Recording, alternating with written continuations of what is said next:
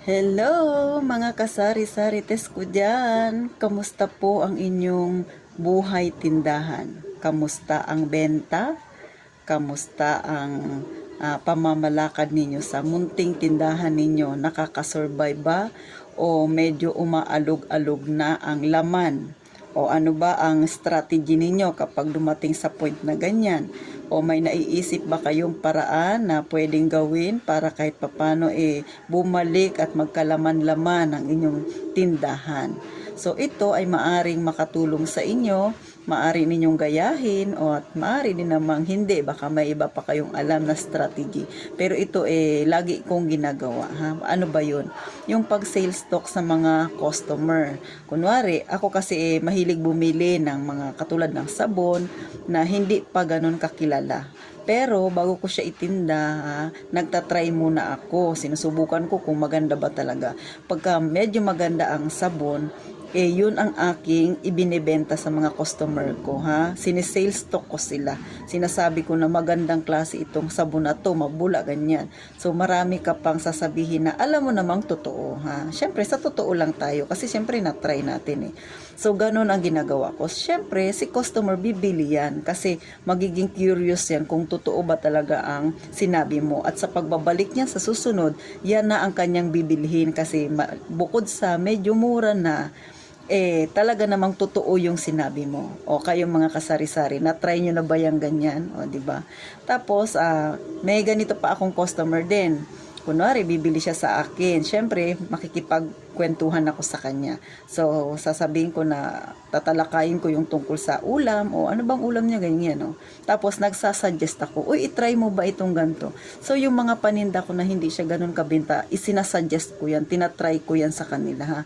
Sales talk pa rin. Pero syempre, sa ibang way naman, ha? Katulad ako, kunwari, yung mga nasubukan ko, talagang sinasabi ko sa kanila at nagwo-work naman. So, kayo, hindi ko alam kung na-try nyo na rin yung ganyan, pero maganda siya sa totoo lang. At saka, bukod doon, minsan kasi nakikita natin yung ibang customer natin, medyo hindi ganun ka maalam sa mga luto-luto, ganyan. So, try mo siya na mag-suggest ka ng ibang ulam na sa nalalaman mo na masarap naman at saka makakatipid siya.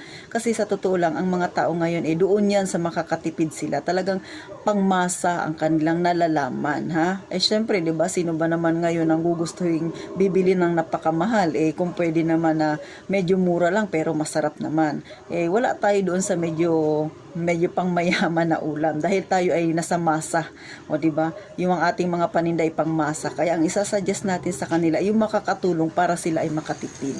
So, ito ay suggestion ko lang naman para kahit papaano ibumenta at saka gumalaw-galaw yung iba ninyong paninda na hindi naman masyadong mabenta. Isa rin sa makakatulong sa ibang customer, bakit siya bibili, syempre medyo mababa ng kaunti ang pagbenta mo. Pero sa totoo lang, kahit papano, kumikita ka doon. Bakit? Kasi kung hindi pa siya ganun kakilala, mas mababa talaga ang presyo. Ngayon, pwede mo siyang ihabol doon sa presyo na branded. Kunwari, ang sardinas na medyo mahal, nasa 27 ang bigayan. Pwede mo siyang ibenta ng mga 25, ganun, di ba? Ang 2 piso na lamang ng isang item malaking halaga yun para sa mga katulad nating mga nasa masa, di ba? So bibili yan ng mas mura, o di ba? Katulad ako, ha, may bibili sa akin ng sardinas, gusto nila yung mga easy can na, yung easy open na, kasi nga di ba medyo yung iba mga nagbo-board, wala naman silang mga gamit na ganon.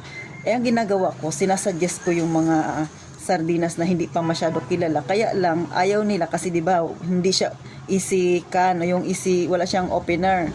So ang ginagawa ko, ako mismo nagsasuggest, sinasabihan ko sila na ito na lang bilihin mo, mas mura ito ng kaunti. Sabi, pag sinagot ako na ate, wala akong pambukas. Ako na magbubukas para sa iyo, di ba? Sa totoo lang, mga ganyang style, mga maliliit na bagay na sinasabi mo sa customer, na-appreciate nila yan. Sa'yo yan bibili kasi nagkukusa ka, ha. Kumbaga, iniisip nila na okay tong si customer, di ba? Okay tong may-ari ng tindahan, di ba? So, maiisip ni customer na, oo nga, mas makakamura na ako, tapos itutulungan pa ako ng tindahan na magbubukas. Kasi may mga sardinas na, wala siyang pambukas, pero mura siya. So, malaki ang kinikita doon kahit papano. Minsan lamang ng 2 piso, di ba? Malaking tulong na yun sa atin para kahit papano madagdagan ng ating kinikita. So kayo ba ganyan? At marami pang maaari tayong isuggest sa ating mga kasari-sari sa ating mga ka-customer na mga ganyan, mga simpleng bagay lang pero malaki ang impact sa ating mga customer. So, sa akin simple lang yun pero yung customer ko, pag ako mismo yung nagsasabi na ako na magbubukas, may mga customer ako na binibili nila yung mga ganong sardinas na medyo mura kahit walang pangbukas kasi alam nila na ipagbubukas ko sila, o di ba?